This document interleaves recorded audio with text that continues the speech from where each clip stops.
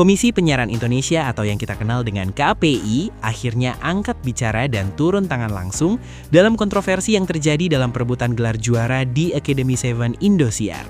Silahkan klik tombol subscribe agar tidak ketinggalan info menarik lainnya. Bagi yang sudah subscribe, tunggu hadiah menarik dari kita ya. Terima kasih. Berdasarkan informasi yang beredar dari sumber terpercaya, KPI menerima ratusan laporan resmi dari masyarakat terkait dugaan ketidakberesan sistem voting di Academy 7. Laporan ini bukan main-main. Mereka dilengkapi dengan bukti-bukti yang membuat KPI tidak bisa tinggal diam. Spekulasi kuat menyebutkan bahwa KPI melakukan investigasi mendalam terhadap sistem voting Indosiar. Tim khusus dibentuk untuk mengaudit algoritma, mengecek server, dan memverifikasi setiap transaksi virtual gift yang masuk. Dan kali ini, mereka nggak main-main. Keputusan drastis dilaporkan sudah di tangan. Tinggal tunggu pengumuman resmi yang bakal bikin industri hiburan Indonesia berguncang. Sebelumnya, gemuruh kemarahan fans Valen mengguncang jagat maya. Ribuan supporter Valen memenuhi media sosial dengan tagar protes yang langsung trending nasional. Mereka meneriakan satu hal, ketidakadilan dalam sistem voting virtual gift Indosiar. Berdasarkan kabar yang beredar luas di media sosial, fans Valen mengklaim telah mengeluarkan puluhan hingga ratusan juta rupiah untuk virtual gift demi mengangkat sang idora ke puncak di Academy 7. Tapi yang terjadi, hasil yang mereka terima jauh dari ekspektasi. Seorang fans bahkan membuat video viral yang menunjukkan screenshot bukti transfer dan pembelian virtual gift senilai fantastis. Kami sudah korbankan uang tabungan demi Valen, tapi hasilnya kami merasa dicurangi sistem, ujar salah satu akun yang videonya ditonton jutaan kali.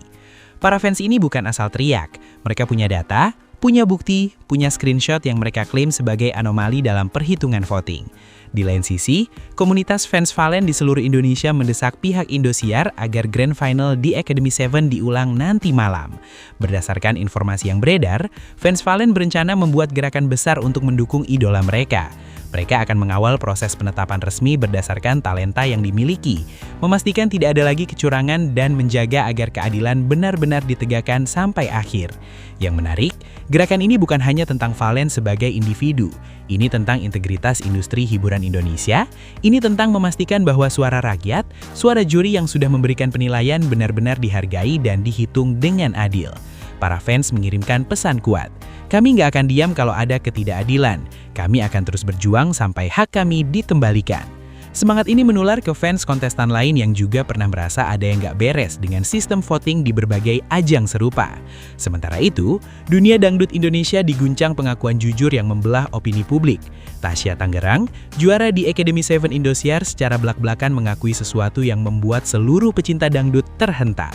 Ya, juara di Academy 7 ini dengan mata berkaca-kaca dan dengan suara gemetar penuh emosi mengakui sesuatu yang selama ini ia pendam dalam hati.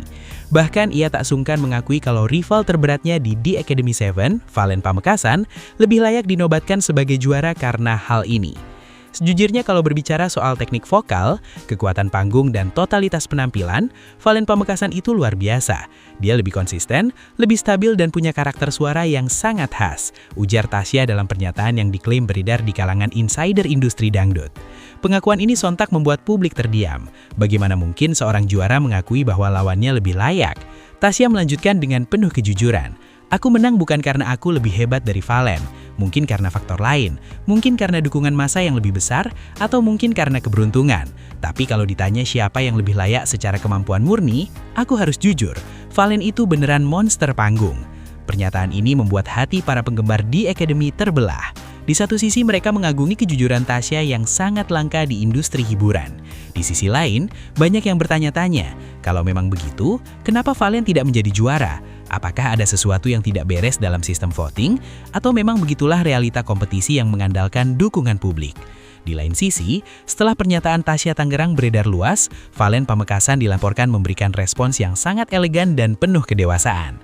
Berbeda dengan dugaan publik yang mengira Valen akan marah atau kecewa, cowok asal Pamekasan ini justru menunjukkan sikap yang sangat terpuji.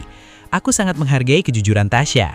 Dia perempuan yang luar biasa dan memang layak menjadi juara.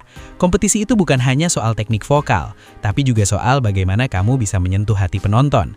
Dan dalam hal itu, Tasya memang juaranya, ujar Valen dalam pernyataan yang diklaim beredar di media sosial dan grup penggemar setia di Academy. Juara atau nggak juara, aku tetap bersyukur dan akan terus berkarya. Sikap dewasa Valen ini sontak membuat publik semakin mengaguminya. Banyak netizen yang berkomentar bahwa Valen memang pantas disebut sebagai juara sejati, bukan karena mahkota tapi karena karakternya yang luar biasa. #Valen Sejati juara bahkan sempat trending di Twitter, menunjukkan betapa besarnya dukungan publik untuk penyanyi muda bertalenta ini.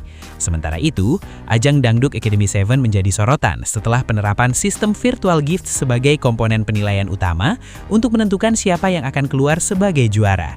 Dan hal ini memicu perdebatan sengit di kalangan penonton. Bahkan penonton menilai keputusan manajemen dan juri yang menyerahkan 100% nasib juara kepada kekuatan koin. Penonton menandakan ajang tersebut adalah ajang mencari duit bukan mencari bakat. Ini bukan lagi ajang pencarian penyanyi berkelas, tapi ajang pencarian uang terbanyak. Tulis salah satu netizen di kolom komentar media sosial yang viral. Banyak yang khawatir bahwa bakat-bakat asli yang tidak didukung oleh penyandang dana besar akan tersingkirkan oleh mereka yang memiliki sultan di belakangnya.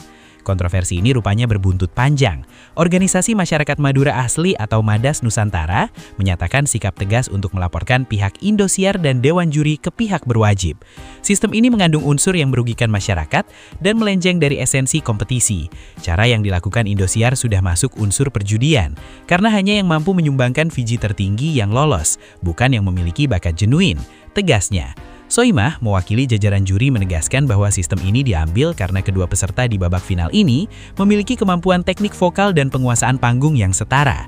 Kami juri sepakat memutuskan bahwa kedua peserta di babak final ini memiliki kemampuan sama, sehingga penentuan melalui perolehan virtual gift penonton, tegas Soimah.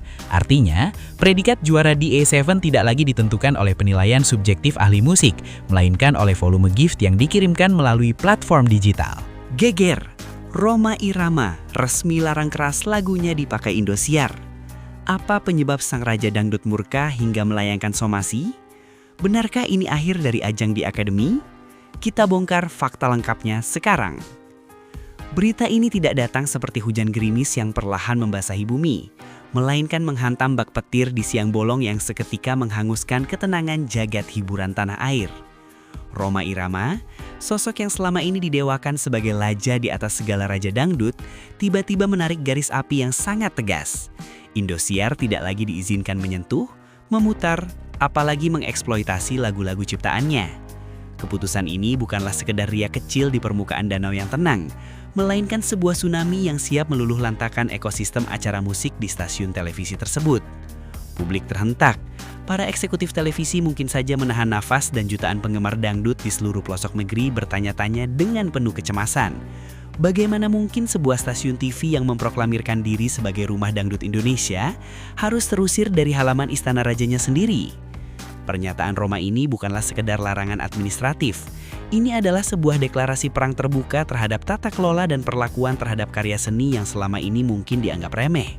Sang raja telah bersabda, dan ketika beliau berbicara dengan nada sekeras ini, itu artinya ada luka yang sudah terlalu dalam, ada batas kesabaran yang telah dilanggar, dan ada prinsip sakral yang tak bisa lagi ditawar dengan nominal rupiah berapapun. Bagi Indosiar, kehilangan hak atas katalog lagu Rhoma Irama sama saja dengan mengalami kiamat kecil. Bayangkan sebuah tubuh yang tiba-tiba dicabut jantungnya. Ia mungkin masih utuh secara fisik, namun tak ada lagi darah yang mengalir,